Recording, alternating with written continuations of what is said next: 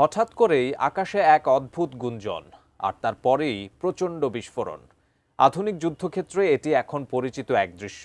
মাত্র $20,000 এই ড্রোন কিভাবে কোটি ডলারের আকাশ প্রতিরক্ষা ব্যবস্থাকে কপোকাত করছে? ইরানের তৈরি $20,000 এই ড্রোন এখন সামরিক বিশ্লেষকদের কপালে চিন্তার ভাঁজ ফেলেছে।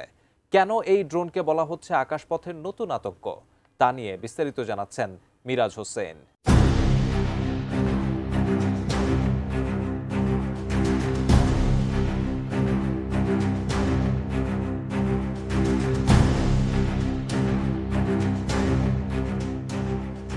ইরানের তৈরি শাহেদ সিরিজের কামিকাজে ড্রোন বর্তমানে আধুনিক যুদ্ধক্ষেত্রে এক নতুন আতঙ্কের নাম।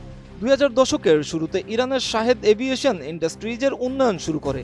মূলত শাহেদ 131 এবং 136 হলো একমুখী বা আত্মঘাতী ড্রোন। এটি কোনো রকেট বা মিসাইল নয়, বরং এটি একটি লোইটারিং মিউনিশন, অর্থাৎ এটি লক্ষ্যবস্তুর উপর দীর্ঘক্ষণ উঠতে পারে এবং সুযোগ বুঝে ডাইভ দিয়ে আঘাত হানে। এর মাথায় থাকে 60 থেকে 90 কেজি পর্যন্ত শক্তিশালী বিস্ফোরক।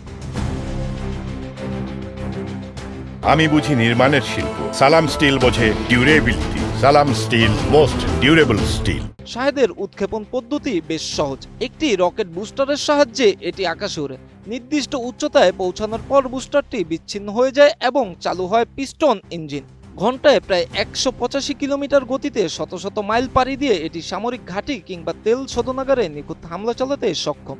রাডারে ধরা না পড়ার জন্য এর আকার এবং নির্মাণ শৈলী একে দিচ্ছে এক বাড়তি সুবিধা। যদিও এর ইঞ্জিনের শব্দ অনেক সময় এর উপস্থিতি জানান দেয়, তবে রাতের আধারে এটি শনাক্ত করা প্রায় অসম্ভব। শাহেদ ড্রোনের সবচেয়ে বড় শক্তি এর প্রযুক্তি নয়, বরং অবিশ্বাস্য কম খরচ। সামরিক বিশ্লেষকরা বলছেন, যেখানে একটি ড্রোন বানাতে খরচ হয় মাত্র $20,000, সেখানে এটি ধ্বংস করতে ব্যবহৃত একটি মার্কিন প্যাট্রিয়ট বা থার্ড মিসাইলের দাম প্রায় $40 থেকে $50 লাখ। ইরান কিংবা রাশিয়ার কৌশল হলো সোয়ার্ম অ্যাটাক বা ঝাঁকে ঝাঁকে ড্রোন পাঠানো।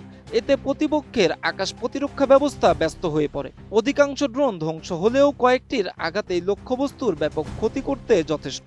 অর্থনৈতিকভাবে এটি আক্রমণকারী পক্ষের জন্য একটি বিশাল বিজয়। 2022 সাল থেকে রাশিয়া ইউক্রেন যুদ্ধে এই ড্রোন ব্যাপকভাবে ব্যবহৃত হয়েছে। এর মোকাবেলায় ইউক্রেন গঠন করেছে বিশেষ anti drone squad. New York Times সহ বিভিন্ন আন্তর্জাতিক সংবাদ মাধ্যমের প্রতিবেদনে বলা হয়েছে, ইরান এ পর্যন্ত 2000-এরও বেশি ড্রোন ব্যবহার করেছে। যদিও ইউক্রেন কিংবা সংযুক্ত আরব আমিরাত দাবি করছে তারা 90%-এর বেশি ড্রোন ভূপাতিত করতে পেরেছে, তবুও এর আতঙ্ক কাটছেই না। শাহেদের এই সাফল্য দেখে খোদ মার্কিন যুক্তরাষ্ট্রও এখন একই পথেই হাঁটছে। তাদের নতুন প্রজেক্ট লুকাস বা লো কস্ট আনক্রিউড কমব্যাট সিস্টেম মূলত শাহেদেরই এক মার্কিন সংস্করণ বলে ধারণা করা হচ্ছে। শাহেদ ড্রোন প্রমাণ করেছে, যুদ্ধে জেতার জন্য সবসময় দামি প্রযুক্তির প্রয়োজন হয় না, বরং সঠিক কৌশল আর সাশ্রয়ী উদ্ভাবনী হতে পারে গেম চেঞ্জার। মধ্যপ্রাচ্য থেকে ইউরোপ সবখানেই এখন শাহেদের ডানা ঝাপটানোর শব্দ। Miraj Hossain, ATN news.